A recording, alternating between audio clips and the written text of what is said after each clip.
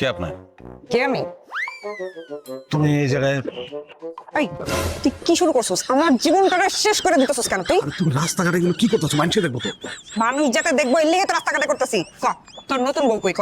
আমার কথা শোনো, কথা শোনো। আমি তোমার এই নগদ টাকা দিতেছি, টাকা মিলিয়ে তুমি তোমার খালাতো ভাই বলে বাসায় চলে যাও। তোর মিঠা কথায় আমি আর বুঝি না। আমার কথা শোনো, আমি একটা বিপদে পড়ছি, আমার দাম চলে যেতে পারে।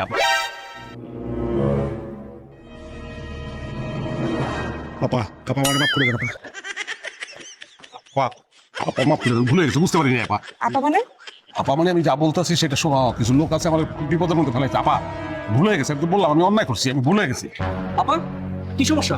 না ভাই, সমস্যা কিছু না। মানে আমি হাঁটতেছিলাম, সে হাঁটতেছিল, ধাক্কা লাগছে আমার শরীরের সঙ্গে, পড়ে গেছে, কোমরে মনে হয় ব্যথা পাইছে, সেই জন্য মাপ চাইতেছিলাম।